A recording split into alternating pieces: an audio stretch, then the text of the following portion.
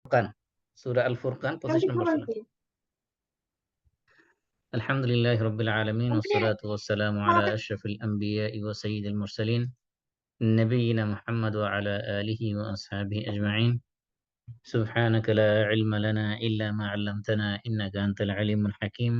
রাব্বি ইশরাহ লি সাদরি ওয়া ইয়াসসির লি আমরি ওয়াহলুল 'উকদাতাম মিন লিসানি ইয়াফকাহু কওলি। اللهم علمنا ما ينفعنا وانفعنا بما علمتنا وزدنا علما نافعا। আমরা সূরা আল ফুরকানের যে আয়াতগুলো আলোচনা করতেছিলাম, এখানে মূলত জান্নাতুল ফেরদাউসের অধিবাসী যারা হবে, যাদেরকে সর্বোচ্চ জান্নাত দেওয়া হবে, তাদের কিছু বৈশিষ্ট্যের কথা, তাদের কিছু অর্জনীয় এবং বর্জনীয় গুণের কথা আলোচনা করা হয়েছে। আমরা যখনই ভালো মানুষের একটা উন্নত চরিত্রের অধিকারী মানুষের বৈশিষ্ট্য নিয়ে আলোচনা করি, তখন তার মধ্যে দুইটা সাইড আছে। একটা সাইড হলো কিছু গুণ অর্জনীয়, এই গুণগুলো তার ভিতরে থাকতে হবে, আর কিছু গুণ বর্জনীয়, এই গুণগুলো তার মধ্যে থাকবে না। এটাকে আরবিতে আমরা বলি তাহাল্লি ও তাখাল্লি। তাহাল্লি মানে অর্জন করা, আর তাখাল্লি মানে এগুলো ডিলিট করা। তাহলে কিছু আপনার অ্যাচিভ করতে হবে, কিছু আপনার ডিলিট করতে হবে। তাহলে অ্যাচিভ কি কি গুণ অর্জন করতে হবে, আর ডিলিট কি কি গুণ করতে হবে, সেগুলো নিয়ে আল্লাহ তাআলা এখানে আলোচনা করছেন। এই 13টা গুণ যাদের মধ্যে থাকবে, তারাই হবে সর্বোচ্চ জান্নাতের অধিকারী। এর মধ্যে কিছু গুণ আমরা ইতিমধ্যে আলোচনা করেছি। এরপরে 72 নম্বর আয়াত থেকে আমরা আলোচনা করতেছি। এখানে আল্লাহ তাআলা বলছেন, আউযু বিল্লাহি মিনাশ শাইতানির রাজীম ওয়াল্লাযীনা লা ইয়াশহাদুনা আয-যুর। এবং তাদের আরেকটা বৈশিষ্ট্য হলো কি, লা ইয়াশহাদু ওয়াল্লাযীনা, এবং যারা লা ইয়াশহাদুন, শাহিদা ইয়াশহাদু মানে সাক্ষ্য দেওয়া। আরবিতে আমরা যেটা শাহাদাত বলি, কালিমা শাহাদাত মানে কি, আমরা সাক্ষ্য দেই। তাহলে এখানে শাহাদা ইয়াশহাদু মানে হলো সাক্ষ্য দেওয়া। তো লা ইয়াশহাদুন, ইয়াশহাদু, ইয়াশহাদানে, ইয়াশহাদুনা, তাহলে ইয়াফআলু, ইয়াফআলানি, ইয়াফআলুনার মতো এটা third person plural for mail. তাহলে লা মানে নেগেটিভ, তাহলে লা ইয়াশহাদুন তারা সাক্ষ্য, যারা সাক্ষ্য দেয় না। ওয়াল্লাযিনা, এবং যারা লা ইয়াশহাদুনা সাক্ষ্য দেয় না। আয-যুরা মিথ্যা। তো লা ইয়াশহাদুনা এটা ফেল ফাইল, এর মধ্যে হুম হলো ফাইল, আর জুর হলো মফউলে বিহি, এজন্য জুরের মধ্যে জবর হয়েছে। তো ওয়াল্লাযিনা, এবং যারা লা ইয়াশহাদুনা সাক্ষ্য দেয় না, আয-যুরা মানে মিথ্যা, মিথ্যা সাক্ষ্য দেয় না।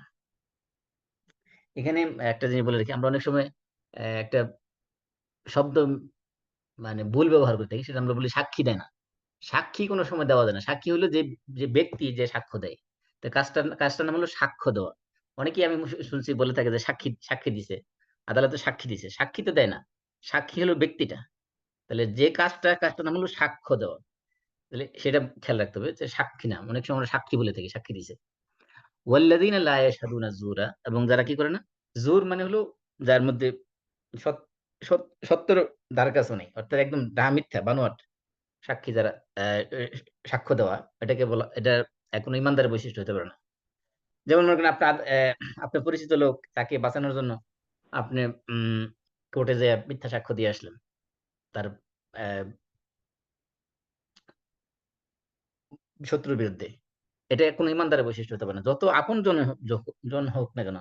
এমনকি আল্লাহ তাআলা বলছেন যে তোমাদের আপন পিতামাতা, আপন আত্মীয় স্বজন, তাদের বিরুদ্ধে যদি যায় কোনো সাক্ষ্য, তারপরে তোমরা কি করবে, তোমরা সবসময় ন্যায় সাক্ষ্য দেবে, হকের পক্ষে সাক্ষ্য দেবে, অন্যায় সাক্ষ্য কখনো দিবে না। তাহলে অন্যায় মানে মিথ্যা সাক্ষ্য দেওয়া, এটা কোনো ইমানদারের বৈশিষ্ট্য হতে পারে না, যত বড় ইস্যু হোক না কেন।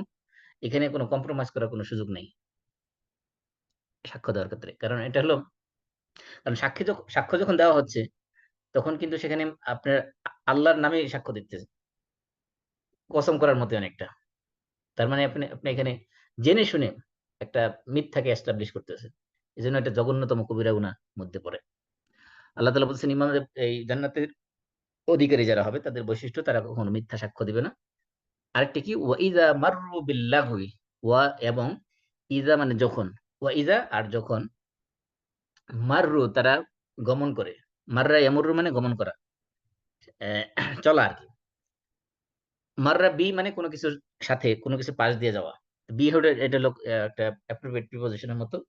তো মাররা বি মানে এই যে পাস বাই আর কি, যেটা আমরা বলি। তাহলে বি হইলো এখানে বাই অর্থে আর কি, পাস বাই।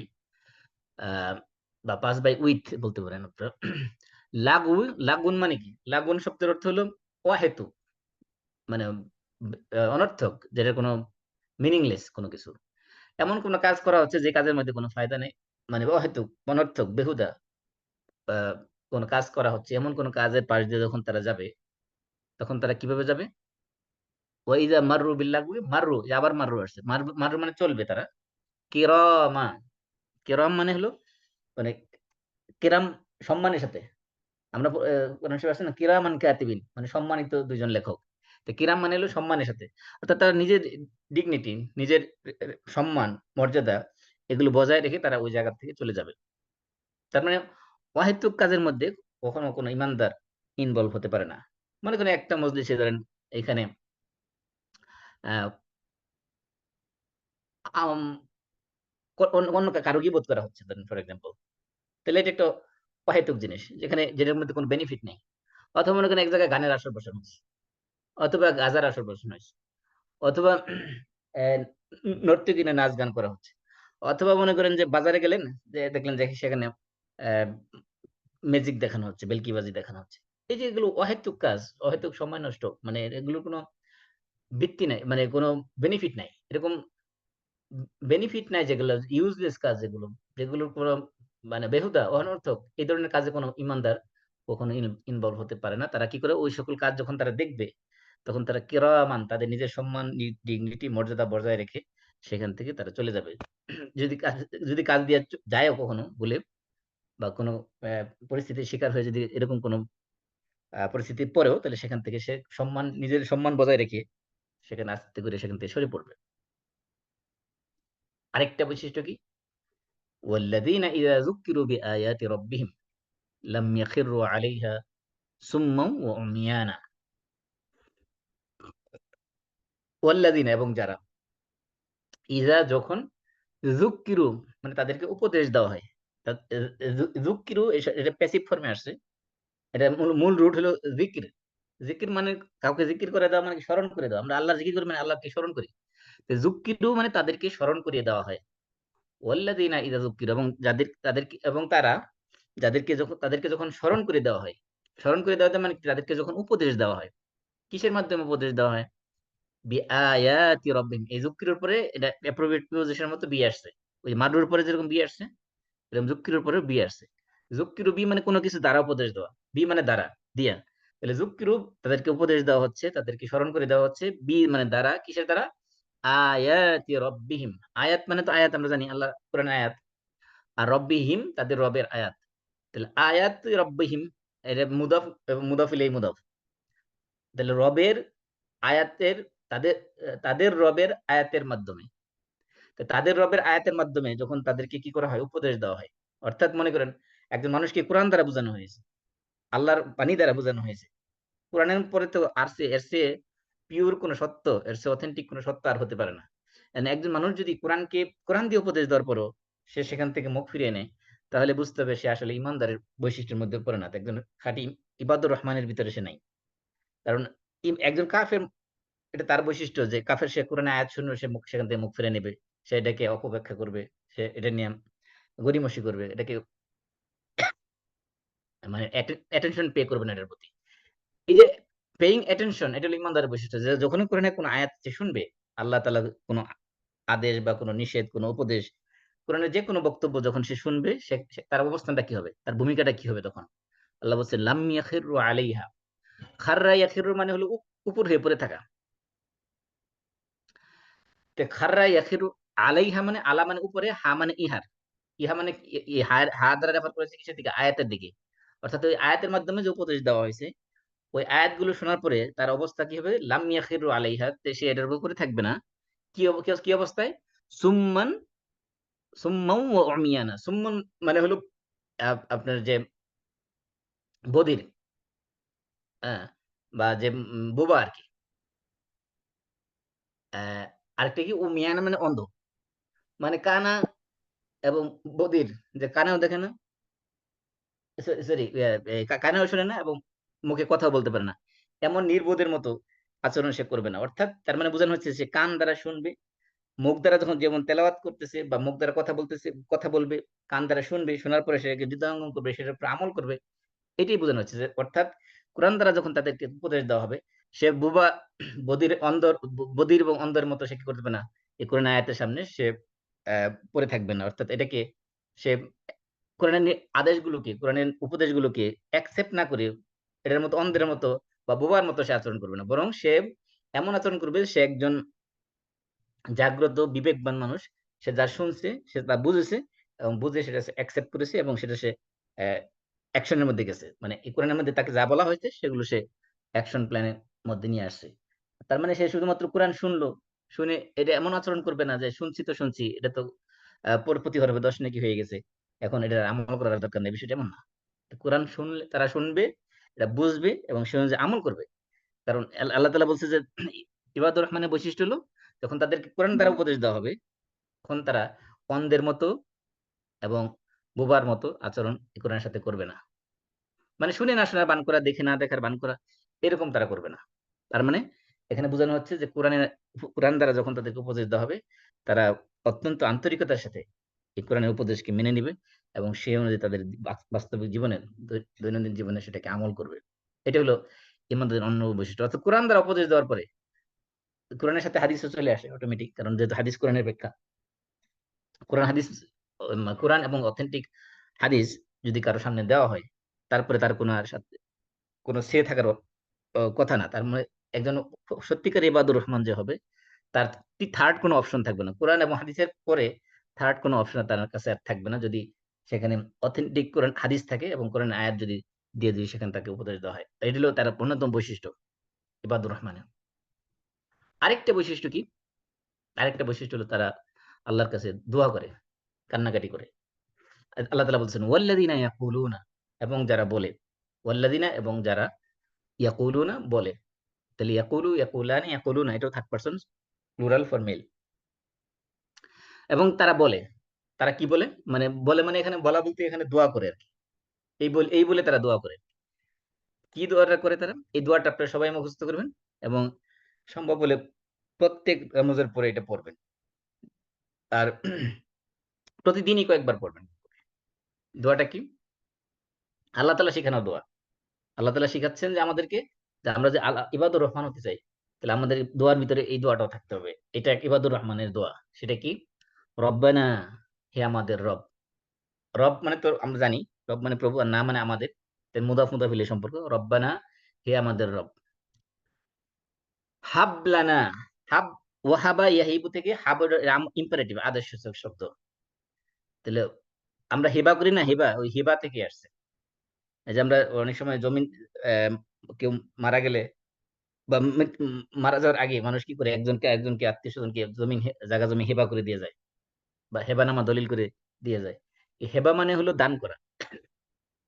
তাহলে হাব লানা, হাব মানে দান করো, লানা মানে আমাদেরকে বা আমাদের জন্য। রব্বানা, হে আমাদের রব। হাব লানা, আপনি আমাদেরকে কি করুন? দান করুন। কি দান করুন? এই কি দান করুন এটা আসছে এর এই পরে, এই কুররাতা আইন, এটা হলো মফুলি বিহি। তা হাব হলো দান করুন। তাহলে দান করুন এটা যেহেতু ফেল, এর ভিতরে আমর আছে আনতা, মানে আপনি। তাহলে ফেল ফাইল, তাহলে মফুলি বিহি কোনটা? কুররাতা আইন। কুররা হলো মুদাফ, আইন হলো মুদাফ ইলাইহি। তাহলে কুররা মুদাফ, এটা যেহেতু মফুলি বিহি সে কারণে কি হয়েছে, জবর দেওয়া হয়েছে এটার মধ্যে। তো রব্বানা হাবলানা, হে আমাদের রব আমাদেরকে দান করুন। কুররাতা আয়ুনিন মানে কি? চক্ষু শীতলকারী। কুররা মানে শীতলকারী, আয়ুন মানে আইনের বহুবচন, চক্ষু সমূহ। অর্থাৎ আমাদের চক্ষু সমূহ শীতলকারী আমাদের করে দান করুন। এখন চক্ষু শীতলকারী দান করুন কোত্থেকে? এরপর এবার আগে আগে চলে আসেন আবার। মিন আজওয়াজিনা, মিন মানে থেকে। অর্থাৎ আহ, আমাদের চক্ষু শীতলকারী বানান কোত্থেকে? কোন কোন জিনিস থেকে? মিন আজওয়াজিনা। আজওয়াজ হলো জাউজের বহুবচন। জাউজ মানে হলো স্পাউস। এটা আপনার হাজবেন্ড হতে পারে, স্ত্রী হতে পারে। তাহলে হাজবেন্ড স্ত্রী উভয়কে আরবিতে জাউজ বলা হয়। যদিও কোনো কোনো সময় আহ, স্ত্রী বোঝানোর জন্য জাউজের সাথে একটা গোলতা লাগানো হয়, জাউজা বলা হয়, কিন্তু জাউজ দ্বারাও স্ত্রী বোঝানো হয়। আল্লাহ তাআলা বলছেন ওয়াকুলনা ইয়া আদামু উসকুন আনতা ওয়া যাওজুকাল জান্নাহ। আল্লাহ তাআলা বলেন ওয়াকুলনা, আমরা বললাম, হে আদম তুমি এবং তোমার জাউজ জান্নাতে বসবাস করতো। এখানে জাউজ দ্বারা কি বোঝানো হয়েছে? আদম আলাইহিস সালামের স্ত্রী হাওয়া আলাইহিস সালামকে বোঝানো হয়েছে। তাহলে রাব্বানা হাবলানা, হে আল্লাহ আমাদের, হে আমাদের রব আমাদেরকে দান করুন, মিন আজওয়াজিনা, আজওয়াজ হলো জাউজের বহুবচন, আর না মানে আমাদের। তাহলে আজওয়াজিনা আমাদের স্ত্রীদের মধ্য থেকে, মিন মানে থেকে, আর আজওয়াজ মানে স্ত্রীদের, না মানে আমাদের, অর্থাৎ আমাদের স্ত্রীদের মধ্য থেকে। এটা যেহেতু এখানে সমস্ত ইমানদারদের ব্যাপারে বলা হয়েছে, যেন বহু বচন না হয়। আমাদের স্ত্রীদের মধ্য থেকে আমাদেরকে চক্ষু শীতলকারী বানান। ওয়া যুররিয়াতিনা, ওয়া মানে এবং, যুররিয়াতিনা, যুররিয়াত মানে হলো বংশধর, সন্তান সন্ততি।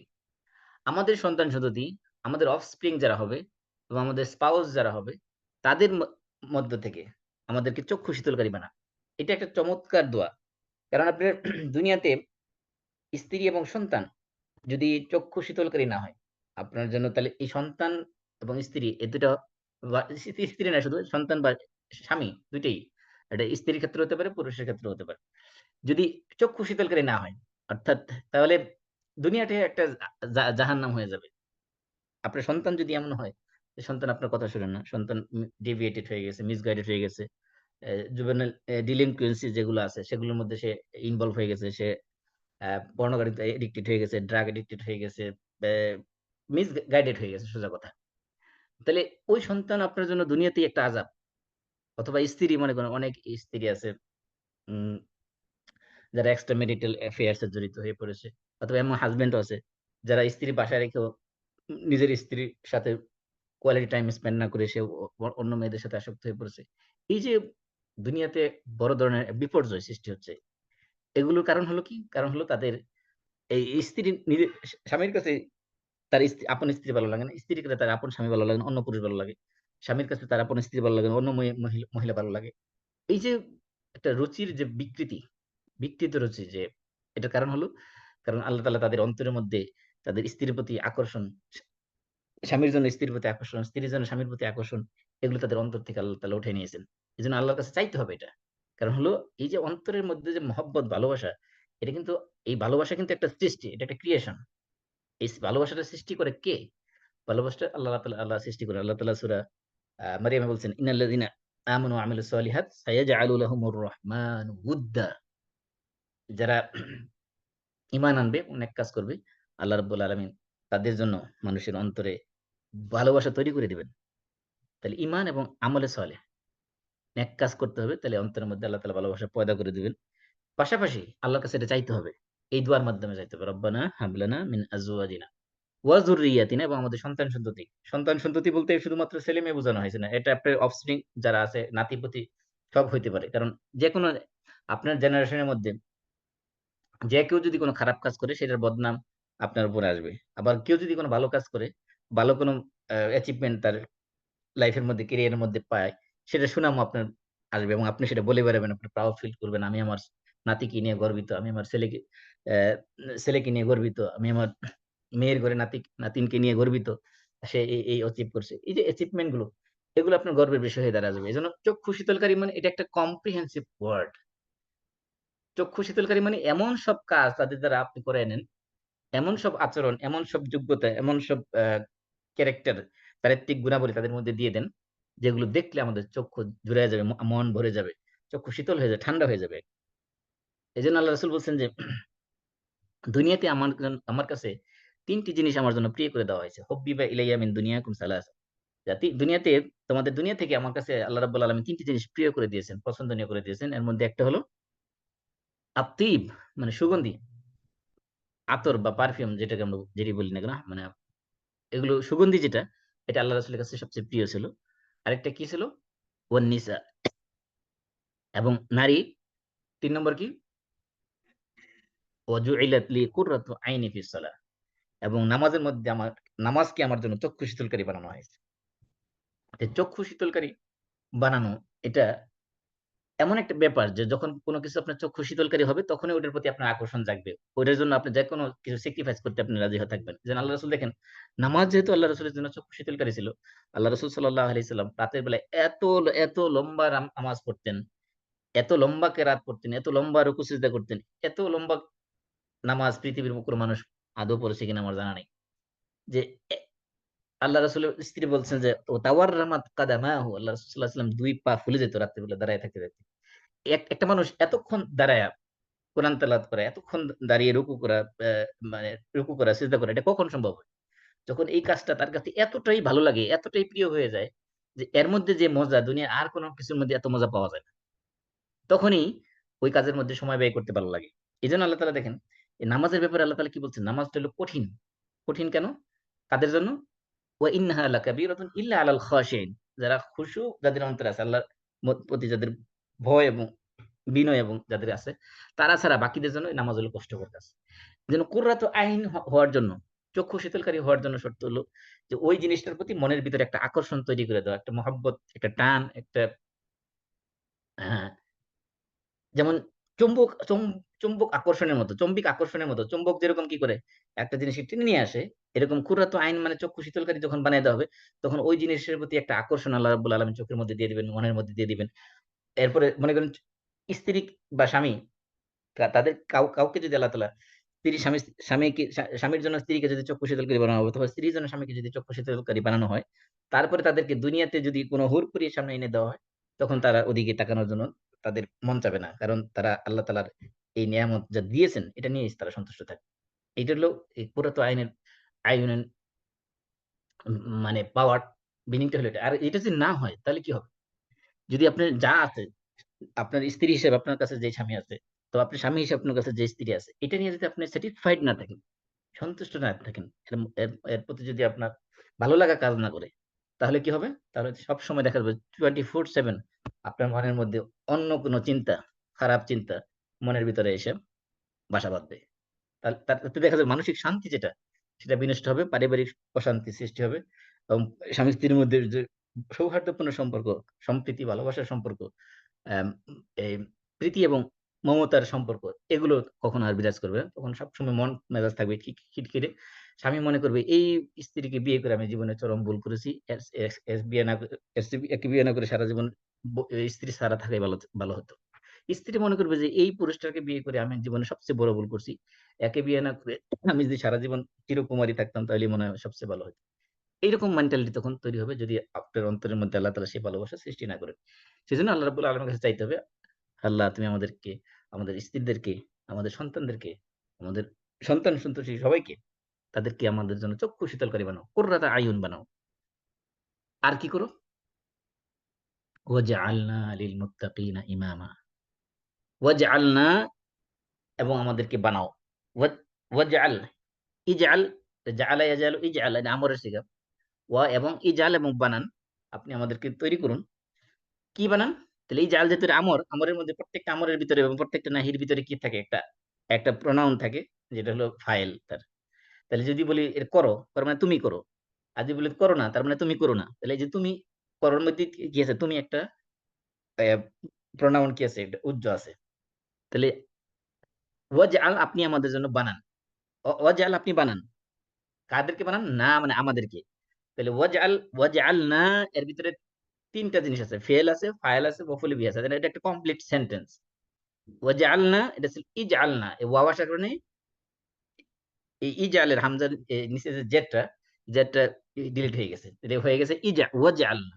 মূলত ছিল ইজআলনা। তাহলে ওয়াজআলনা এবং আমাদেরকে বানান। তাহলে ওয়াজআলনা এটা কমপ্লিট একটা সেন্টেন্স। কি বানান? তাহলে যেহেতু একটা একটা মফউল বিহি পাইছি আমরা না, নাটা হলো মফউল আমাদেরকে বানান। আমরা একটা মফউল বিহি। আরেকটা মফউল বিহি হলো ইমামা মানে ইমাম বানান। তাহলে আল্লাহ তার কাছে চাইতে বলছে, আল্লাহ আমাদেরকে ইমাম বানায় দেন। ইমাম মানে কি? ইমাম মানে নেতা, ইমাম মানে লিডার, ইমাম মানে অনুসরণযোগ্য ব্যক্তি। তাহলে হে আল্লাহ আমাদেরকে বানান, কি বানান? ইমাম বানান। কাদের জন্য? লিল মুত্তাকিন। মুত্তাকিদের ইমাম বানান। লি মানে জন্য, আর মুত্তাকিনা মানে মুত্তাকিদের জন্য। তাহলে মুত্তাকি এটা হলো এক বচন, এটা বহু বচন হলো মুত্তাকুনা এবং মুত্তাকিনা। যে মুত্তাকুনা কখন হয়, মুত্তাকিনা কখন হয়? আমরা জানি এটা sound plural, sound masculine plural. এটা সাধারণত এক বচন থেকে বহু বচন করা হয় ওয়াও নুন দ্বারা, ইয়া নুন দ্বারা। তাহলে এখানে ইয়া নুন দ্বারা হয়েছে মুত্তাকিনা। ইয়া নুন দ্বারা কেন বহু বচন বানানো হয়েছে? কারণ এখানে লাম আসছে হরফে জের। হরফে জের কাজে তো জের দেওয়া হয়, সেজন্য ইয়া নুন দ্বারা মুত্তাকিনা বানানো হয়েছে। তো ওয়াজআলনা লিল মুত্তাকিনা ইমামা এবং আমাদেরকে কি বানান? ইমাম মুত্তাকিদের জন্য ইমাম বানান। মানে ভালো মানুষ যারা, যারা আল্লাহ তাকওয়া যাদের অন্তরের মধ্যে আছে। তাকওয়া মানে কি, আমি বারবার আগেও একাধিকবার বলেছি। তাকওয়া মানে যারা যারা আল্লাহর আদেশগুলোকে মেনে চলে এবং আল্লাহর সমস্ত নিষেধগুলো থেকে বিরত থাকে, তারা হলো মুত্তাকি। মুত্তাকি মানে শুধু আল্লাহর ভয় না। ভয় মানে হলো ভয় ভয় ভয় যখন আপনি পান কোনো কিছু থেকে, মনে করেন যে আপনি সাপকে ভয় পান। এখন কোথাও যদি কোনো ঘরের মধ্যে সাপ থাকে, আপনি তো ইচ্ছা করে সেই ঘরের ভিতরে ঢুকে যাবেন না লাফ দিয়ে। তার মানে আপনি যথাসম্ভব ওইখান থেকে দূরে থাকবেন। সিংহকে ভয় পান, বাঘকে ভয় পান, বাঘ দেখলে আপনি দৌড়ে পালাবেন। তাহলে ভয় পাওয়া মানে হলো যে ওই জিনিস থেকে দূরে সরে যাওয়া। তাহলে মুত্তাকি হলো সেই ব্যক্তি যে যারা আল্লাহকে ভয় পায়, তারা আল্লাহর দেওয়া আদেশগুলোকে মেনে চলে এবং আল্লাহ তাআলার নিষেধগুলো থেকে দূরে থাকে। এমন ভাবে দূরে থাকে যেমন ভাবে ভয়ংকর জিনিস দেখলে তারা দূরে থাকে। তাহলে মুত্তাকি মানে হলো যে আদেশগুলো মেনে চলা এবং নিষেধগুলো থেকে বিরত থাকা।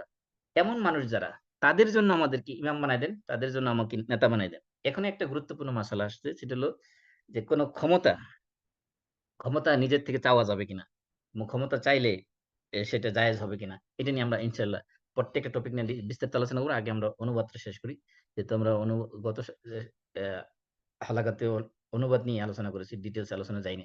আমরা অনুবাদ শেষ করি, তারপরে প্রত্যেকটা পয়েন্ট বাই পয়েন্ট ডিটেলস আলোচনা করবো ইনশাআল্লাহ। এর মধ্যে এটা একটা গুরুত্বপূর্ণ মাসালা, আপনি মনে করে দিবেন যে আল্লাহ যেহেতু এখানে বলছে আমাদেরকে মুত্তাকিদের ইমাম বানিয়ে দেন, মুত্তাকিদের নেতা বানিয়ে দেন, তাহলে নেতৃত্ব চাই নেওয়া যাবে কিনা? এখানে তো আল্লাহ আমাদেরকে চাইতে বলছেন, ও আল্লাহ আমাদেরকে মুত্তাকিদের নেতা বানাও, মুত্তাকিদের ইমাম বানাও। তাহলে নেতৃত্ব, ইমাম, এই পাওয়ার বা ক্ষমতা, এগুলো চাই নেওয়া যাবে কিনা, এটা একটা গুরুত্বপূর্ণ মাসালা। এটা নিয়ে আমরা ডিটেলস আলোচনা করবো ইনশাআল্লাহ।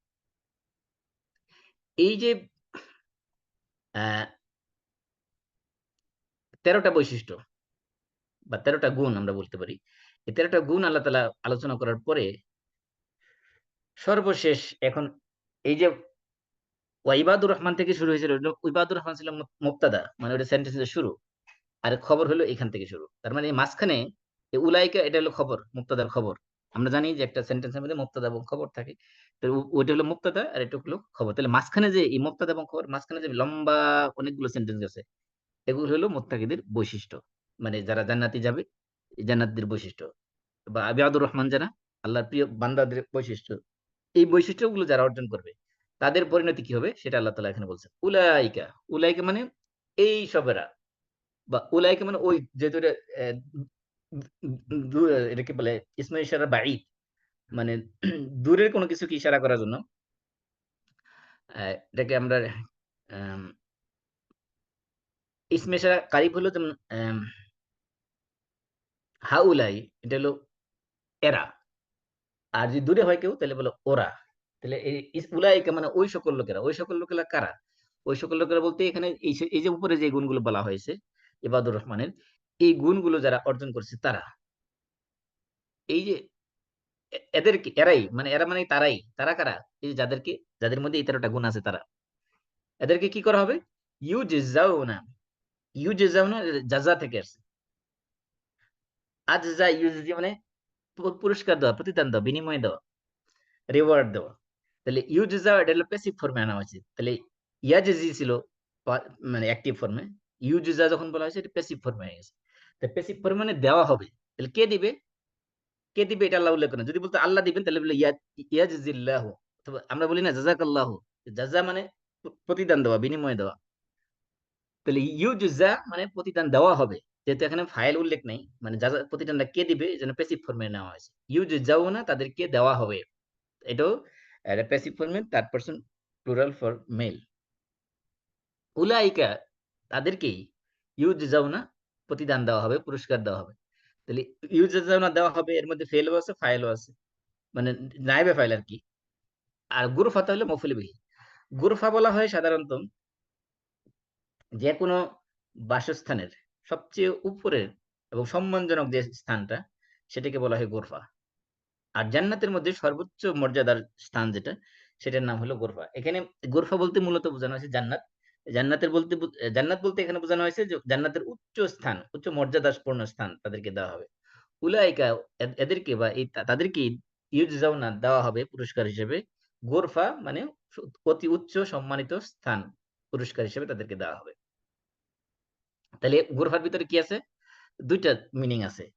একটা হলো এটা উঁচু, সবার উপরে। 2 নম্বর হলো এর মধ্যে এটা সম্মানজনক।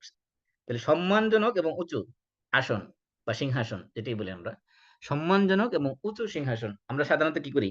মনে করেন একটা স্টেজ বানাইলাম মঞ্চের মধ্যে, এই স্টেজের ভিতরে সবচেয়ে উঁচু বড় চেয়ারটা কাকে দেই? যার সম্মান সবচেয়ে বেশি, তাকে তার জন্য সবচেয়ে বড় চেয়ারটা রাখি। এই জন্য সম্মানজনক হওয়া মানে এটা সবচেয়ে উঁচু হওয়া, এটাই বোঝায়। তো এই জন্য জান্নাতের মধ্যে তাদেরকে গোরফা দেওয়া হবে মানে সবচেয়ে উঁচু এবং সবচেয়ে সম্মানজনক তাদেরকে বাসস্থান সেখানে দেওয়া হবে। কি কারণে দেওয়া হবে? বি মানে কারণে, বি মানে দ্বারা, যে আমি যদি বলছি এখানে বি অর্থ হলো কারণে। কি কারণে? মা সবারু, মা মানে যা, সবারু মানে তারা ধৈর্য ধারণ করেছে, অর্থাৎ তাদের ধৈর্য ধারণ করার কারণে, অর্থাৎ তারা যে এই জান্নাতের মধ্যে এই সুউচ্চ এবং সম্মানিত যে মর্যাদাটা পেয়েছে, আসনটা পেয়েছে, এটা কারণ হলো তারা ধৈর্য ধারণ করেছে। এই যে ধৈর্য ধারণ, কারণ ইমান আনার পরে, ইমান আনার পরে বাকি ইমান আমরা আমরা বলে থাকি আসসাবরু নিসফুল ইমান, ধৈর্য হলো ইমানের অর্ধেক। ধৈর্য হলো ইমানের অর্ধেক। তো কারো ভিতরে যদি ধৈর্য থাকে, তার মানে অর্ধেক ইমান তার ভিতরে আছে। এখন ধৈর্য বলতে কি, সবর বলতে কি বোঝানো হয়েছে? সবর সাধারণত, সবরের ভিতরে এটা একটা কম্প্রিহেন্সিভ ওয়ার্ড। এর ভিতরে তিন ধরনের ক্যাটাগরি সবর, সবগুলো এর ভিতরে ইনক্লুড। আমরা তো সবর সাধারণত বুঝি যে সবর মানে ধৈর্য ধারণ করা, কিন্তু সবর বলতে শুধুমাত্র এই ধৈর্য ধারণ করা এতটুকু বলেই আহ, শেষ না। সবর সাধারণত বোঝায় যে সবর আলা তোয়া, এক নম্বর আল্লাহর আনুগত্যের ব্যাপারে সবর করা। দুই নম্বরে সবর আনিল মাসিয়া, আল্লাহর যে সকল অবাধ্যচরণ গুনার কাজ, এই গুনার কাজের ব্যাপারে সবর করা। তিন নম্বর হলো সবর আলাল আকদার, আল্লাহ তালা তাকদিরে যে সকল লিখে রাখছেন, যে সকল বিপদ আপদ বালা মুসিবত, সেগুলোর ব্যাপারে ধৈর্য ধারণ করা। এই তিন ধরনের ধৈর্য সবগুলো এর ভিতরে সামিল। জান্নাত যে তারা পেয়েছে, কারণ তারা এই তিনটা ব্যাপারে, সবগুলোর ব্যাপারে তারা ধৈর্য ধারণ করেছে। এই সবরের পুরস্কার হিসেবে তাদেরকে এই জান্নাতের উচ্চ মর্যাদা এবং সম্মানজনক স্থান তাদেরকে দেওয়া হয়েছে। তো সবরের ভিতরে যেহেতু আমরা তিনটা ক্যাটাগরি বলছি, একটা হলো সবর আলা তোয়া, আল্লাহ তোয়া মানে আল্লাহর আনুগত্যের ব্যাপারে সবর করা। এইটা খুবই কঠিন কাজ। যেমন মনে করেন আপনি ফজরের সময় খুব আরামের ঘুম হচ্ছে, আর শয়তান সাধারণত ওই সময় মানুষের একটু ঘুমটা একটু আরাম করে, যারা রাত জাগে তাদের দেখবেন যে ফজরের আগে দিয়ে একেবারে খুব আরামসে ঘুম হচ্ছে, কারণ শয়তান জানে যে এই লোকটা সারা রাত জেগে যে গুনাহ করছে, সে যদি ফজর নামাজ পড়ে ফেলে তাহলে আল্লাহ তাআলা হয়তো পারে সব গুনাহ তার মাফ করে দেবে। ফজরের সময় তারা ঘুম পড়ে রাখতে হবে, যেভাবে হোক।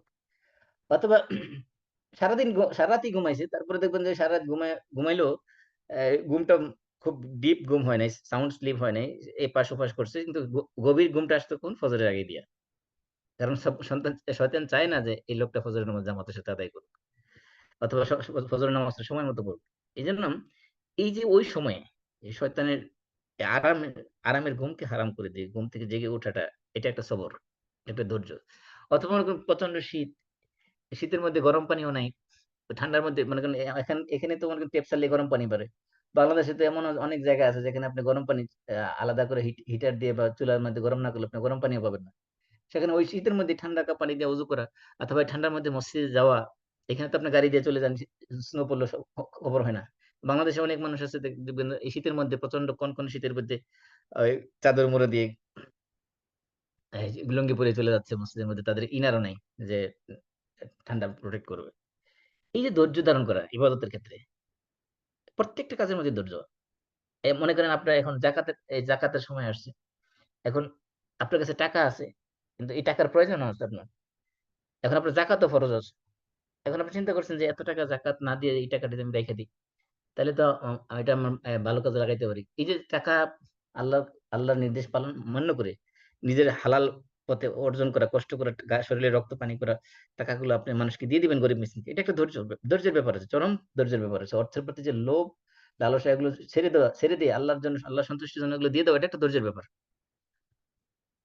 যতগুলো কাজ আছে, এবাদত আছে, প্রত্যেকটা এবাদত ধৈর্যের ব্যাপার। যেমন মনে করেন আপনি আহ হক কথা বলা, এটা একটা ইবাদতের কাজ, এটাকে সত্যের পক্ষে থাকা। এখন আপনি জানেন যে আমি হক কথা বলতে গেলে মুখ আমার শত্রু হবে, তাহলে আপনি তার শত্রুতা পরোয়া না করে আপনি যে হকের কথা বললেন, এটা একটা ধৈর্যের ব্যাপার। আপনি মনে করেন আপনার কাউকে গীবত করতে মন চাইছে, আপনি গীবত করলেন না, এগুলো হলো মাসিয়ার ক্ষেত্রে বলতেছি আর কি। দুই নম্বর সবর কি, সবর আনিল মাসিয়া, যে গুনার ক্ষেত্রে, গুনার ক্ষেত্রে ধৈর্য ধারণ করে, এটা হচ্ছে খুবই কষ্টকর কাজ। যেমন মনে করেন আপনার কাছে জেনা ব্যভিচারের সমস্ত রাস্তা পথ খোলা আছে, এরপরেও আপনি আল্লাহকে ভয় করে যদি এই জিনা ব্যভিচার থেকে নিজেকে বিরত রাখে, তাহলে এটা একটা কষ্টের কাজ, সবরের ব্যাপার। সবর যদি কারোর মধ্যে না থাকে, তাহলে সে ওই ওই অবস্থায় নিজেকে সে কন্ট্রোল করতে পারবে না। আপনার কাছে হারাম সম্পদ উপার্জন করার সুযোগ আছে, আপনি খালি মুখ দিয়ে বলবেন। যেমন আমি শুনছি এক লোক এক এম্বাসিতে, মিডল ইস্টের এক এম্বাসিতে চাকরি করে, আমাদের পরিচিত। সে বলছে, স্যার আপনার ঢাকা শহরে কোন জায়গায় ফ্ল্যাট লাগবে বলেন, আপনি শুধু আমার সব, আমি যে অ্যাপ্লিকেশন করবো সমস্ত ভিসার অ্যাপ্লিকেশন শুধু খালি অ্যাপ্রুভাল দিয়ে দিবেন। আপনার ঢাকা শহরে কোন জায়গায় ফ্ল্যাট লাগবে বলেন, আমি সব ফ্ল্যাট কিনে দেবো আপনাকে। ওইরকম আরেক ডাক্তার, তাকে এক ওষুধ কোম্পানি এসে অফার দিয়ে গেছে যে, স্যার আপনার ঢাকা শহরে কোন জায়গায় ফ্ল্যাট লাগবে আপনি বলেন, আপনি শুধু সবসময় আমাদের ওষুধগুলো লিখে দিবেন। উম, যত ওষুধ আছে আমাদের কোম্পানি, সমস্ত প্রেসক্রিপশনের মধ্যে শুধু আমাদের কোম্পানির ওষুধ লিখবেন, অন্য কোম্পানির ওষুধ লিখবেন না। এই একটাই কাজ। তাহলে এই যে হারাম পথে উপার্জন করার যে সুযোগ, আপনি মনে করেন সরকারি কর্মকর্তা, মানুষ আপনাকে লক্ষ লক্ষ কোটি কোটি টাকার ঘুষ নিয়ে আসবে। এখন আপনি চিন্তা করবেন যে এটা স্পিড মানি হিসেবে তার কাজটা একটু আগে করে দিলাম, কিছু টাকা নিয়ে গেলাম, এটা সমস্যা কি? হ্যাঁ, অনেক সুযোগ আপনার জন্য আসবে। এই যে সুযোগের মধ্যে থেকে নিজেকে কন্ট্রোল করা, নিজেকে ধৈর্য, এটা চরম লেভেলের ধৈর্য। এই জন্য সবর হলো, একটা হলো আল্লাহর আনুগত্যের ক্ষেত্রে, আল্লাহর আদেশগুলোকে মানার ক্ষেত্রে সবর। 2 নম্বর, আল্লাহর নিষেধ যেগুলো আছে, নিষিদ্ধ কাজ যেগুলো আছে দুনিয়াতে, সেগুলোর ক্ষেত্রে ধৈর্য ধারণ করা। তাহলে সবর আলা তাআ, 2 নম্বরে সবর আনিল মাসিয়া, গুনাহ থেকে ধৈর্য ধারণ করা। মনে করেন আপনার মানুষের চগলখড়ি করা, মানুষের অনুপস্থিতি তার গীবত করা, এটা এটা খুবই সহজ কাজ এবং খুব মজাদার। আরেকজনের কাছে শুনতে ভালো লাগে, নিজে বলতে ভালো লাগে। কিন্তু এই যে বলতে না, নিজে না বলাটা, এটা চরম লেভেলের ধৈর্য যদি থাকে, তাহলে আপনি কন্ট্রোল করতে পারবেন নিজের জিহ্বাকে। অথবা অন্য কাউকে বলতে না দেওয়া, আপনার সামনে যদি যখন কেউ কারো বিরুদ্ধে গীবত করে, তাকে ওই সময় থামিয়ে দেওয়া, এটা কোনো চরম লেভেলের ধৈর্যের কাজ।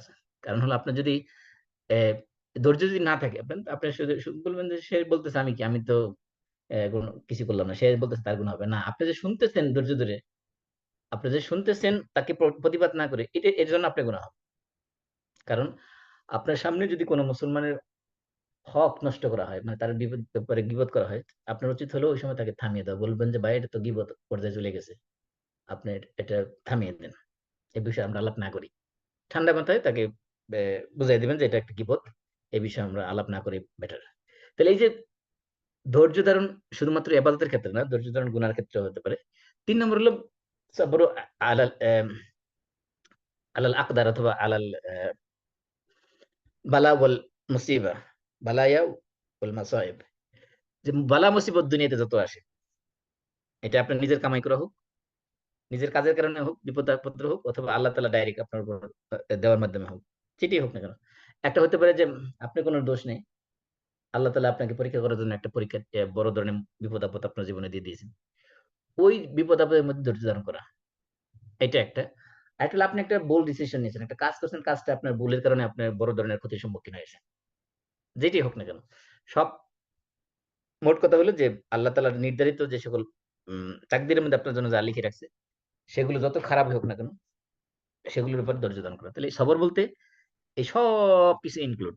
অর্থাৎ এখানে আল্লাহ তাআলা যে শুধুমাত্র সবরের কারণে তাদেরকে জান্নাত দিয়ে দিয়েছে, জান্নাতের উচ্চ মর্যাদা এবং সম্মানজনক স্থান দিয়েছে, এর কারণ হলো কারণ এই সবর দুনিয়াতে যত কাজ আপনি করবেন, সমস্ত কাজের সাথে এই পেশেন্স জড়িত, এই ধৈর্য জড়িত। এজন্য আল্লাহ তাআলা বলতেন যে সফলতার সংজ্ঞা দিয়েছেন, ওয়াল আসর ইন্নাল ইনসানা লাফি খুসর, যে সমস্ত মানুষ ক্ষতিগ্রস্ত, শুধুমাত্র ক্ষতিগ্রস্ত না কারা, ইল্লাল্লাযিনা আমানু ওয়া আমিলুস সলিহাত ওয়া তাওয়াসাউ বিল হক ওয়া তাওয়াসাউ বিস সবর। যারা 4টা কাজ করবে তারা ক্ষতিগ্রস্ত না। এর মধ্যে একটা কি আছে, ওয়া তাওয়াসাউ বিস সবর, এবং যারা সবরের উপদেশ দিবে। তাহলে সবর হলো জান্নাতে যাওয়ার একটা অন্যতম চাবিকাঠি। সমস্ত কাজের মধ্যে সবর করতে হবে, ইবাদতের ক্ষেত্রে, গুনাহ থেকে বিরত থাকার ক্ষেত্রে, এবং আল্লাহ তাআলার দেওয়া বালা মুসিবত থেকে। সবগুলো 3 ধরনের সবর ইসলামের মধ্যে আলোচনা করা হয়েছে। সব ধরনের সবর অর্জন করতে পারলে সে হলো মুত্তাকি, এবং সে হলো ইবাদুর রহমান, এবং সে হলো জান্নাতের সর্বোচ্চ সম্মানজনক স্থান সে পাবে। তাই আল্লাহ তাআলা বলছেন, উলাইকা ইউজজাউনাল গুরফা, তাদেরকে দেওয়া হবে সর্বোচ্চ এবং সম্মানিত স্থান জান্নাতের মধ্যে। কি কারণে? বিমা সাবারু, তাদের ধৈর্যের কারণে, যেহেতু তারা ধৈর্য ধারণ করছে সেই কারণে। আর কি করা হবে? ওয়া ইউলাক্কাউনা, এই যে সবগুলো প্যাসিভ ফর্মে নেওয়া হয়েছে। ইউজজাউনা যেরকম প্যাসিভ, ইউলাক্কাউনা প্যাসিভ। ইউলাক্কাউনা তারা লাভ করবে সেখানে, তাদেরকে দেওয়া হবে। কি দেওয়া হবে? ফি মানে মধ্যে, হা মানে ইহার, ইহা মানে কি ওই যে গোরফা, গোরফা যেহেতু ফিমেল এর জন্য হা নেওয়া হয়েছে। ফি গোরফা বলতে এখানে জান্নাতে, ওই জান্নাতের মধ্যে তারা লাভ করবে, ওই জান্নাতের মধ্যে তারা তাদেরকে দেওয়া হবে, তাদেরকে জানানো হবে বা তাদেরকে দেওয়া হবে। কি দেওয়া হবে? তাহিয়া, তাহিয়া মানে অভিবাদন, ওয়া সালামা এবং সালাম দেওয়া হবে। সালাম একটা হলো আমরা তো মানুষকে অভিবাদন জানাই কি বলে, গ্রিটিংস করে কি দিয়ে, আসসালামু আলাইকুম বলে। তো জান্নাতের মধ্যে ফেরেশতারা প্রত্যেকটা দরজা দিয়ে প্রবেশ করবে,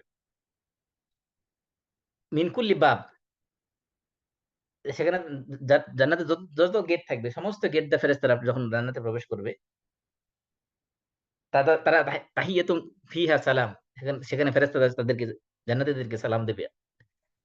ফানি'মা উকবাদ-দার, এবং আল্লাহ তাআলা বলছেন ফানি'মা উকবাদ-দার, সেখানে তাদের ওই বাসস্থানটা কতই না উত্তম বাসস্থান, যেখানে ফেরেশতারা সবসময় সালাম দিবে, এবং আল্লাহ রাব্বুল আলামিন তাদেরকে স্বয়ং জান্নাতীদেরকে সালাম দিবেন। এই যে তাহিয়াত শুধুমাত্র সালাম দিয়ে শেষ করা হবে না, ও তাহিয়া এবং অভিবাদন জানানো হবে। তাহলে অভিবাদন কি বলে জানানো হবে সেটা কিন্তু এখানে বলা হয়নি। তাহিয়াত বলা হয়েছে যে তাদেরকে অভিবাদন জানানো হবে আর সালাম জানানো হবে। অভিবাদনটা মানে সালামের বাইরে আরো কিছু আছে সেখানে জান্নাতের মধ্যে। তো তাদের জন্য শুভকামনা দেওয়া হবে, তাদেরকে অনেক উইশ করা হবে, তাদেরকে একেক ধরনের একেক সময়ে একেক ধরনের ল্যাঙ্গুয়েজ ইউজ করে তাদেরকে অভিবাদন জানানো হবে, যেগুলো শুনলে তারা তাদের মানসিক শান্তি আরো বেড়ে যাবে। আল্লাহর পক্ষ থেকে, ফেরেশতাদের পক্ষ থেকে তাদেরকে অভিবাদন জানানো হবে এবং তাদেরকে সালামও জানানো হবে। তাহলে তাদেরকে এই যে জান্নাতের এই 13টা গুণ যারা অর্জন করবে তাদেরকে পুরস্কার হিসেবে দেওয়া হবে তাদের গোরফা। আর কি দেওয়া হবে সেখানে? তাহিয়াত এবং সালাম। আর কি হবে? খালিদিনা ফিহা, খালিদিনা, খালিদ শব্দের অর্থ কি? খালিদ মানে হলো চিরস্থায়ী, এটারনাল। ফিহা মানে ফি মানে মধ্যে, হা মানে ইহার, ইহা মানে কি এই জান্নাতের ওই গোরফা, এই জান্নাতের ভিতরে খালিদিনা তারা চিরকাল অবস্থান করবে। আর কি? হাসুনাত, হাসুনাত মানে সুন্দর হয়েছে, মানে হোয়াট এ বিউটিফুল, এরকম। হাসুনাত মুস্তাকারান মানে বাসস্থান হিসেবে, ও মোকামা এবং স্থান হিসেবে। তাহলে তাদের বাসস্থান হিসেবে ওই জান্নাত কতই না উত্তম, এবং স্থান হিসেবে এবং বাসস্থান হিসেবে দুই দিক থেকেই এটা তাদের জন্য কতই না উত্তম। স্থান হিসেবে, বাসস্থান বলতে শুধুমাত্র যেখানে তারা বাস করবে, আর স্থান হিসেবে বলতে বাসস্থানের বাইরেও পুরা জান্নাতের যত এরিয়া সবটাই এর মধ্যে ইনক্লুড। তাহলে স্থান হিসেবে এবং বাসস্থান হিসেবে এই জান্নাত কতই না উত্তম জায়গা, কতই না সুন্দর জায়গা, কতই না উৎকৃষ্ট। তো এখানে দেখেন ওই যে আগে যখন জাহান্নামের কথা বলা হয়েছে, ইবাদুর রহমান তারা যখন আল্লাহর কাছে জাহান্নাম পানা হয়েছে, রব্বানা ওয়াল্লাযীনা ইয়াকুলুনা রব্বানা রব্বানা আসরিফ আন্না আযাবা জাহান্নাম ইন্না আযাবাহা কানা গারামা ইন্না সাআত মুস্তাকাররা ওয়া মুকামা। ওইখানে বলা আছে সাআত মুস্তাকাররা ওয়া মুকামা, ওটা কতই না বাসস্থান, নিকৃষ্ট বাসস্থান এবং কতই না নিকৃষ্ট স্থান। আর এখানে বলা হয়েছে হাসুনাত মুস্তাকাররা ওয়া মুকামা, এসব মুস্তাকার এবং মুকাম দুই জায়গায় ব্যবহার করা হয়েছে। ওইখানে বলা হয়েছে সাআত, আর এখানে বলা হয়েছে হাসুনাত। সাআত মানে কতই না নিকৃষ্ট, আর হাসুনাত মানে কতই না উত্তম স্থান এবং কতই না উত্তম বাসস্থান এই জান্নাত। তারপরে সর্বশেষ আল্লাহর কাছে ইবতিহাল মানে কান্নাকাটি করতে আদেশ করা হয়েছে। বলা হচ্ছে কুল মা ইয়া, হে কুল মানে আপনি বলুন। কুল এটা ইম্পারেটিভ, আদেশসূচক। আপনি বলুন মানে কাকে বলা হয়েছে? রাসূলকে বলা হয়েছে, হে রাসূল আপনি বলুন। মা ইয়াবাউ বিকুম, মা ইয়াবাউ, ইয়াবাউ মানে হলো ভ্রুক্ষেপ করা। মা ইয়াবাউ মানে ভ্রুক্ষেপ করেন না, কেয়ার করেন না। এটা মানে মা ইয়াবাউ বিকুম রব্বি, আমার রব কেয়ার করেন না, বিকুম মানে তোমাদের ব্যাপারে, তোমাদের ব্যাপারে আমার রব কি করেন না? কেয়ার করেন না। মানে আল্লাহ ডাজন্ট কেয়ার। আল্লাহ কি প্রয়োজন পড়েছে যে তোমাদের ব্যাপারে পরোয়া করবে, তোমাদেরকে কেয়ার করবে? যদি তোমরা কি না করো, লাউলা মানে যদি না, দুআউকুম তোমাদের দোয়া, দোয়া মানে দোয়া, আর কুম মানে তোমাদের, দুআউকুম তোমাদের দোয়া, অর্থাৎ তোমরা যদি আল্লাহর কাছে দোয়া না করো, তাহলে তোমাদের ব্যাপারে আল্লাহ তাআলা গুরুত্ব দেওয়া, তোমাদের ব্যাপারে কেয়ার করা আল্লাহর কোনো দরকার নেই, আল্লাহর কোনো প্রয়োজন নেই। আল্লাহর কি প্রয়োজন পড়ছে যে তোমাদেরকে আহ, আহ, পরোয়া করবে, তোমাদেরকে গুরুত্ব দিবে যে যদি তোমরা আল্লাহর কাছে দোয়া না করো? তার মানে বোঝানো হয়েছে এখানে আল্লাহর প্রতি দোয়া করার প্রতি উৎসাহ দেওয়া হয়েছে। কারণ দোয়া না করলে আল্লাহ ওই বান্দার ব্যাপারে কেয়ার করবেন না, আল্লাহ ওই বান্দার প্রতি ভ্রুক্ষেপ করবেন না, আল্লাহর ওই বান্দার কথাই শুনবেন না। কারণ কি আল্লাহ রাসূল বলছেন যে আহ, মান লাম ইয়াসআলিল্লাহ ইয়াগদাব আলাইহি, যে ব্যক্তি আল্লাহর কাছে চায় না, আল্লাহ তার প্রতি গোসা হন, আল্লাহর প্রতি তার প্রতি রাগান্বিত হন, আল্লাহর অ্যাংরি হয়ে যান আপনার না চাইলে আল্লাহর কাছে। তো আল্লাহ তাআলা কি চান? আল্লাহ চান যে আমি ইবাদুর রহমান, যেহেতু আল্লাহ তাআলা ইবাদুর রহমান বলা হয়েছে, রহমানের গোলাম, রহমানের দাস, রহমানের স্লেভ সার্ভেন্ট। তো একজন স্লেভ সার্ভেন্ট, সে মনিবের যত অনুগত থাকবে, মনিব তার প্রতি তত খুশি হবে। আল্লাহ তাআলা চান যে সব সময় আপনি আল্লাহর কাছে হাত পেতে থাকেন, একেবারে ফকির মিসকিনের মতো আল্লাহর কাছে যত নিচু হতে পারেন নিজেকে, যত হাম্বলনেস শো করতে পারেন, তত হাম্বল হয়ে আল্লাহর কাছে চান এবং কাতর সরে চান, অনুনয় বিনয় করে চান যতভাবে। এটাকে আরবিতে বলা হয় ইবতিহাল। দোয়া আর ইবতিহালের মধ্যে পার্থক্য হলো, দোয়া তো যেকোনো দোয়া কি দোয়ায় বলা হয়, ইবতিহাল হলো একেবারে অনুনয় বিনয় করে কাতর সরে একেবারে নিজেকে যতটা নিচু করা যায়, নিজেকে যতটা হাম্বলনেস শো করা যায় অতটা হাম্বলনেস প্রদর্শন করে আল্লাহর কাছে একেবারে নাছোড়বান্দা হয়ে যাওয়া। এবং চাওয়ার সময় এমন বলা যাবে না যে আল্লাহ তুমি মন চাইলে দিও, এরকম দোয়া করতে নিষেধ করা হয়েছে। বরং দোয়া করতে বলা হয়েছে, আল্লাহ রাসূল বলছেন বিল জাজম, যে এবং ইয়াকিন, যে আপনি যখন দোয়া করবেন আল্লাহর কাছে এমন দৃঢ়তার সাথে চাইবেন আল্লাহর কাছে যে আল্লাহ এটা দিবেনই দিবেন, এবং আপনি নিশ্চিত জানতেছেন, কনফার্ম যে এটা আল্লাহ দিবেই আমাকে। এমন নিশ্চিত হয়ে দোয়া করতে হবে যে আল্লাহ মনে চাইলে দিও। হুম, এরকম করে দোয়া চাওয়া যাবে না। আল্লাহকে চাইতে হবে একবারে নিশ্চিত ভাবে যে আল্লাহ এটা আমি চাইলে আল্লাহ আমাকে ফিরিয়ে দিবেন না কোনো অবস্থাতেই। এমন নিশ্চিত ভাবে দৃঢ় মন নিয়ে আল্লাহর কাছে চাইতে হবে। এজন্য আল্লাহ তাআলা বলতেছেন, হে রাসূল আপনি তাদেরকে বলে দিন, আল্লাহ তোমাদের যদি আল্লাহর কাছে দোয়া না করো তাহলে তো আল্লাহ তোমাদের কোনো ভ্রুক্ষেপই করবে না, কোনো পরোয়া তোমাদের তিনি করবেন না। তাই তোমাদের ব্যাপারে কেন তিনি পরোয়া করবেন? ফাকাদ কাযযাবতুম, তোমরা তো আল্লাহকে মিথ্যা প্রতিপন্ন করেছো, আল্লাহকে অস্বীকার করেছো। কাফিরদের ব্যাপারে বলা হচ্ছে ফাসাউফা ইয়াকুনু লিজামা, সুতরাং তোমরা অচিরেই, ফা মানে অতএব, সাউফা মানে অচিরেই, খুব নিকটেই, ইয়াকুনু মানে হবে, কি হবে সেটা কিন্তু এখনো উল্লেখ করা হয়নি। ইয়াকুনু লিজামা, লিজাম মানে হলো অত্যাবশ্যক হবে, অপ্রতিরোধ্য হবে, আবশ্যকীয় হবে, অপরিহার্য হবে, অব্লিগেটরি হবে। কি হবে? এই ইয়াকুনুর ফেলের ফাইলটা কিন্তু এখানে উল্লেখ নেই। সেটা হলো আযাব। তোমাদের আযাব তোমাদের জন্য কি হয়ে যাবে? অপরিহার্য হয়ে যাবে, নির্ধারিত হয়ে যাবে। এটা কম্পালসরি হয়ে যাবে তোমাদের জন্য আযাব। কারণ কি? কারণ তোমরা আল্লাহকে মিথ্যা প্রতিপন্ন করেছো।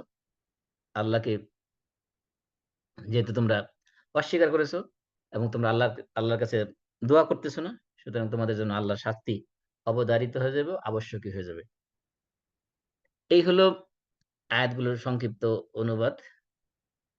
অ্যা এরপরে আমরা প্রত্যেকটা এখান থেকে ইবাদুর রহমানের যে বৈশিষ্ট্যগুলো বলা হয়েছে, সেগুলো প্রত্যেকটা ইনশাআল্লাহ আমরা একটু ডিটেইলস আলোচনা করব। যেহেতু এই প্রত্যেকটা বৈশিষ্ট্য আমাদের জীবনে খুবই গুরুত্বপূর্ণ এবং এগুলো অর্জন করতে হবে আমাদের। সেজন্য আমরা ডিটেইলস ইবাদুর রহমান থেকে শুরু থেকে অ্যা আমরা প্রত্যেকটা পয়েন্ট ধরে, ধরে বিশেষ করে ১ম পয়েন্টটা হলো কি? ১ম পয়েন্ট হলো হাওনা। তারা বিনয় অবলম্বন। তাহলে আমরা আজকে এই ১৩ টা পয়েন্ট যেগুলো আমরা আলোচনা করেছি, সেগুলো একটু সংক্ষিপ্ত বর্ণনা দিয়ে দিই। তারপরে ডিটেইলস ইনশাআল্লাহ পরবর্তী সপ্তাহ থেকে আমরা আলোচনা করব। তাহলে এখানে যে ১৩ টা পয়েন্টের কথা আল্লাহ তাআলা আলোচনা করেছেন, এর ১ম টা হলো ইয়ামশুনা আলাল আরদি হাওনা। তারা জমিনের মধ্যে অত্যন্ত বিনয় এবং নম্রতার সাথে, কোমলতার সাথে তারা চলাফেরা করবে। তাদের দাম্ভিক হবে না, অহংকারী হবে না। নিজেকে অ্যা অহংকারী হিসেবে পরিচয় দেবে না। তারা বিনয়ী বান্দা হিসেবে, মানুষ হিসেবে সমাজের মধ্যে আল্লাহর কাছে পরিচিত থাকবে। তাহলে ১ম পয়েন্ট হলো তাওয়াদু মানে বিনয়। ২ নম্বর হলো ক্বালু সালামা। তারা মানুষ তাদের সাথে খারাপ আচরণ করলে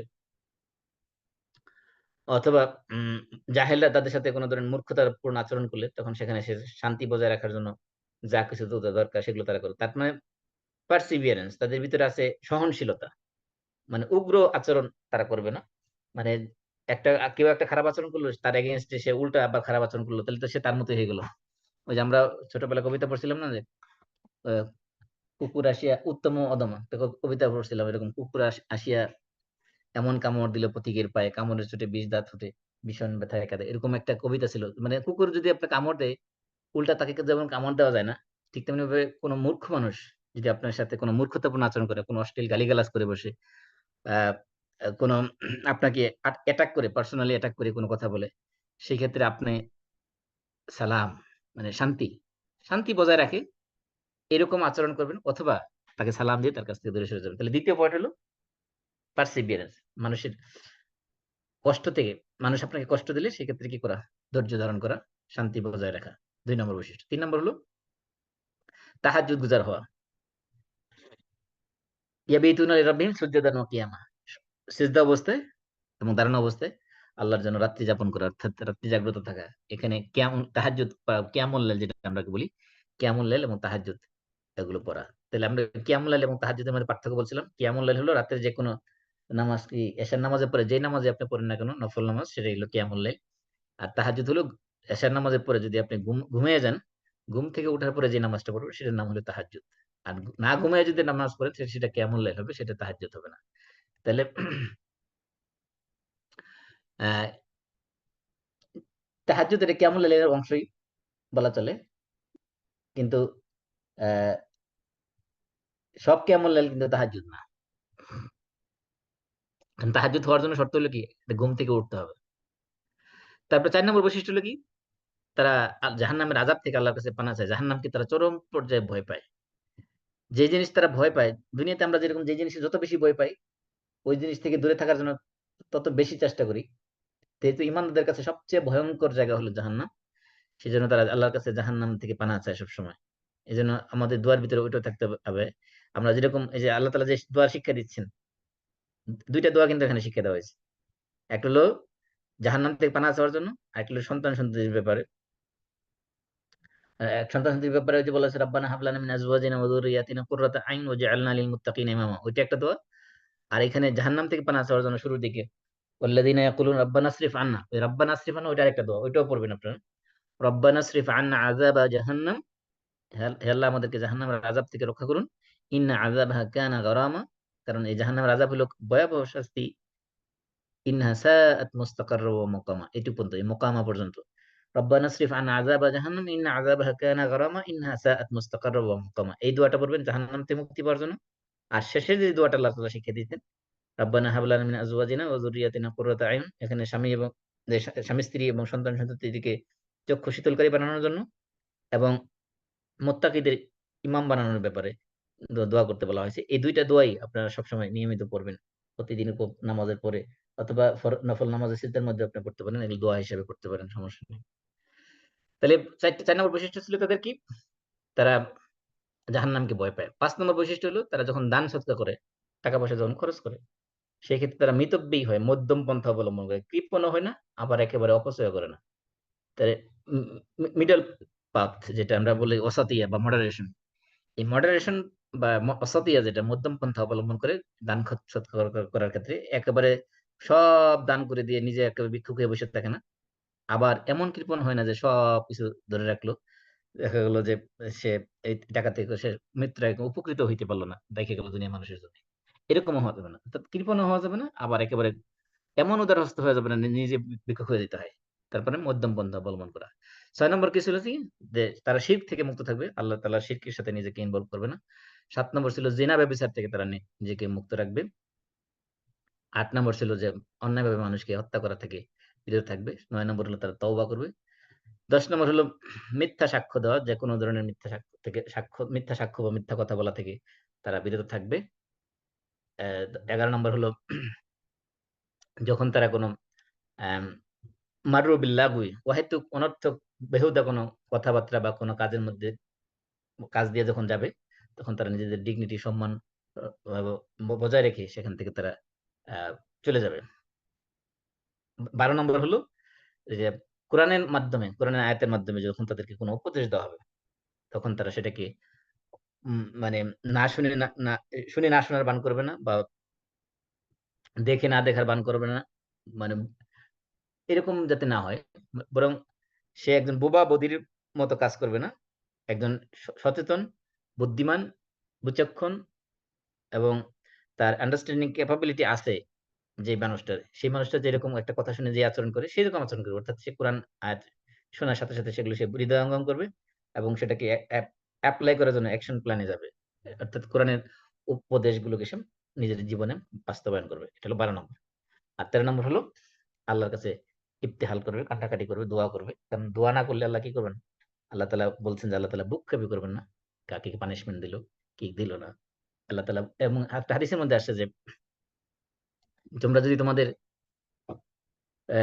যে ব্যক্তি তার সমস্ত চিন্তার যত চিন্তা ভাবনা আছে সমস্ত চিন্তার কেন্দ্রবিন্দুকে একটা চিন্তার মধ্যে কেন্দ্রীভূত করবে, একীভূত করবে, সেটা হলো আখিরাতের চিন্তা। তাহলে তার দুনিয়া এবং আখিরাতের যত চিন্তা আছে সমস্ত চিন্তার দায় দায়িত্ব আল্লাহ নিয়ে নিবেন। সমস্ত দুশ্চিন্তা যত আছে সব আল্লাহ তাআলা দূর করে দিবেন। অর্থাৎ দুনিয়া যত বিষয় আছে সমস্ত বিষয়কে সে একটা বিষয়ের ভিতরে কেন্দ্রীভূত করবে, সেটা হলো আখিরাতের চিন্তা। তাহলে আল্লাহ সমস্ত কিছু দায় দায়িত্ব নিয়ে নিবেন। আপনার আর দুশ্চিন্তা করার কোনো কিছু লাগবে না। আর ওমান তাশাআবাত বিল হুমুম, যে দুনিয়া বিভিন্ন বিষয়ে নানা দিক চিন্তা নিয়ে ব্যস্ত থাকবে, আখিরাত নিয়ে কেন্দ্রিক তার জীবন পরিচালিত হচ্ছে না। শুধু দুনিয়া, শুধু দুনিয়া, দুনিয়া, দুনিয়া, দুনিয়া। তাহলে কি হবে তার? দুনিয়ার প্রতি এতটাই মশগুল হয়ে গেছে যে আখিরাত নিয়ে চিন্তা করতে সময় নেই। এমন ব্যক্তি যা হবে, আল্লাহ রাসূল বলছেন লাম ইউবালিল্লাহু ফি আইয়ি আওদিয়াতিদ দুনিয়া হালাকা, যে সে দুনিয়ার কোন উপত্যকায় পড়ে গিয়ে সে ধ্বংস হয়ে গেল, আল্লাহ তাআলা তাকে কেয়ারই করবেন না, ভ্রুক্ষেপই করবেন না। দায়িত্ব নেওয়া তো দূরের কথা। এজন্য ইবাদুর রহমান হতে হলে যেটা করতে হবে, এই 13টা গুণ, এই সবগুলো গুণ আমাদেরকে অর্জন করতে হবে। এবং যদিও এটা বলা খুব সহজ, এই 13টা গুণ অর্জন করা, এই 13টা গুণের ভিতরে কমপ্লিট ইসলাম কিন্তু লুকায়িত আছে। এই জন্য এগুলো মানে আমাদেরকে বেশি বেশি স্টাডি করতে হবে যে কোন গুণটা আমার ভিতরে নাই, সেগুলো যাতে আমরা অর্জন করতে পারি। এবং যে যে বিশেষ করে অর্জনীয় গুণগুলো যেগুলো আছে এর ভিতরে আমাদেরকে একটা এই 13টা গুণ আপনি লিস্ট ডাউন করবেন।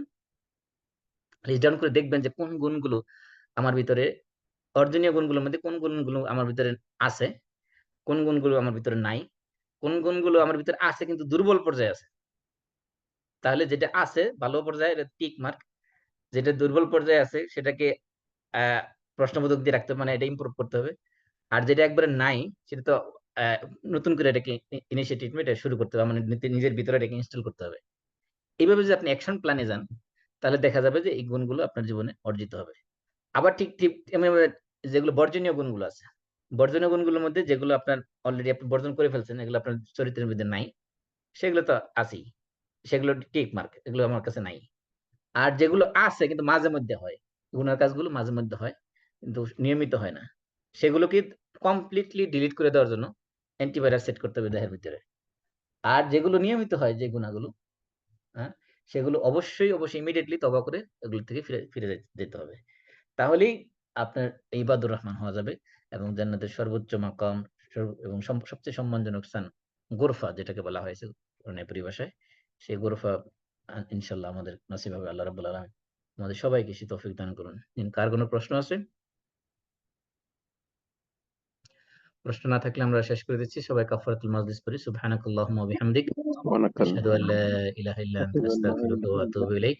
আসসালামু আলাইকুম ওয়া রাহমাতুল্লাহি ওয়া বারাকাতুহু। وعليكم السلام ورحمة الله